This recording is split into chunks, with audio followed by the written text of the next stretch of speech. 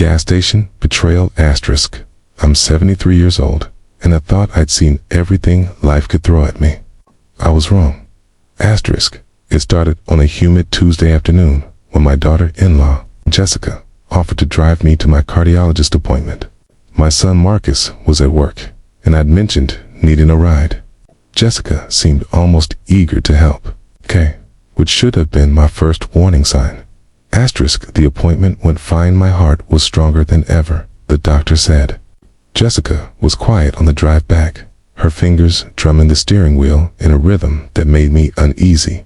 When she pulled into a gas station off the highway, I didn't think much of it. Asterisk. Need to fill up, she said curtly. And use the restroom. Asterisk. I nodded, checking my phone. She went inside while the gas pumped. 5 minutes passed, then 10, then 20. Asterisk. I tried calling her.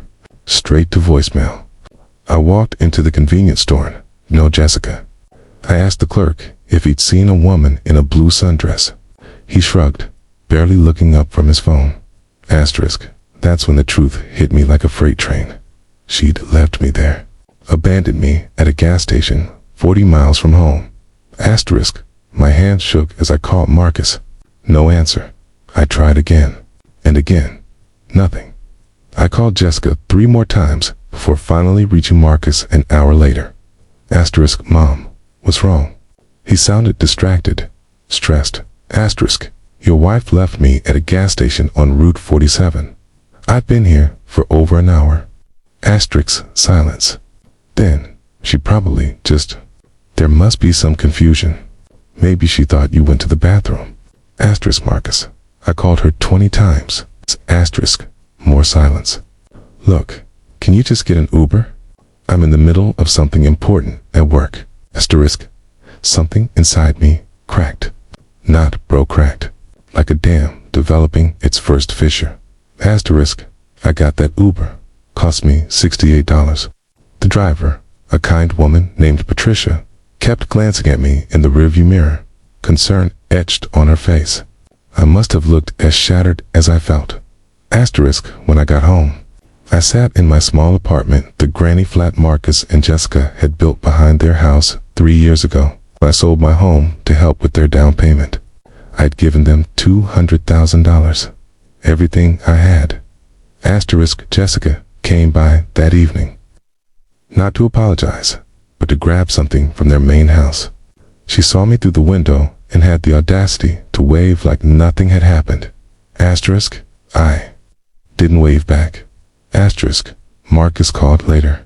Mom, Jessica said there was a misunderstanding. She thought you said you'd get your own ride home. Asterisk. That's a lie. Marcus. Asterisk. Don't call my wife a liar. His voice was ice. Asterisk. And there it was, the son I had raised, sacrificed for, loved unconditionally. Choosing her version of events over mine, without question. Asterisk. I couldn't sleep that night. I kept thinking about the house, the money, the years of helping them. How Jessica had slowly isolated Marcus from me.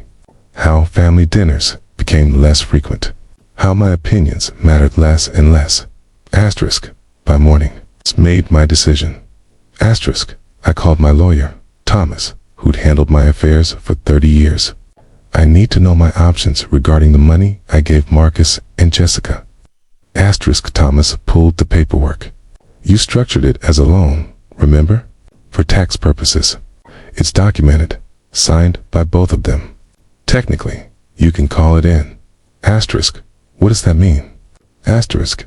It means if they can't pay you back the $200,000 plus the agreed upon interest within 90 days, you have the right to force the sale of the property as collateral. Asterisk. My heart raced. Do it. Asterisk. The legal notice arrived at their door 3 days later. Marcus showed up at my apartment, his face purple with rage. Asterisk. What the hell is this? It's me collecting on a debt, I said calmly, though my hands trembled. You can't be serious. This is our home. Asterisk. And it was built with my money. Money you and your wife seem to think came with no strings attached. Asterisk over a misunderstanding at a gas station. He was screaming now. Asterisk over your wife abandoning me and you not believing me. Over years of being pushed aside and taken for granted. The gas station was just the final straw. Asterisk Jessica appeared behind him. You bitter old woman. You're just jealous that Marcus has a life that doesn't revolve around you. Asterisk something in her voice that Venom told me everything I needed to know. This wasn't about a misunderstanding. She'd left me there deliberately. A power play. A message. You have 90 days, I said, closing the door. They couldn't come up with the money. Marcus's job paid well, but not $200,000 in cash. Well, they tried to refinance, but their credit wasn't good enough, apparently. Jessica had some debts Marcus hadn't known about. Asterisk, the house went up for sale on day 91. Asterisk, Marcus didn't speak to me for months. Jessica left him halfway through the proceedings, apparently. The financial pressure revealed other cracks in their marriage. She'd been having an affair with Marcus's business partner. Asterisk, the house sold for $580,000. After paying off their mortgage and my loan with interest, there was enough left for Marcus to start over.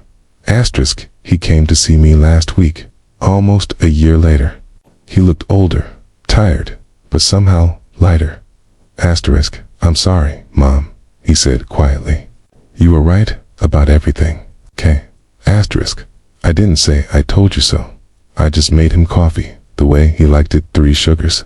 Extra cream, the way I'd been making it since he was 16. Asterisk, sometimes love means protecting yourself, even from your own children, especially when they've forgotten who stood by them first. Asterisk, I moved into a nice senior community with my money. I have friends, activities, and peace. Asterisk and I never have to worry about being left at a gas station again.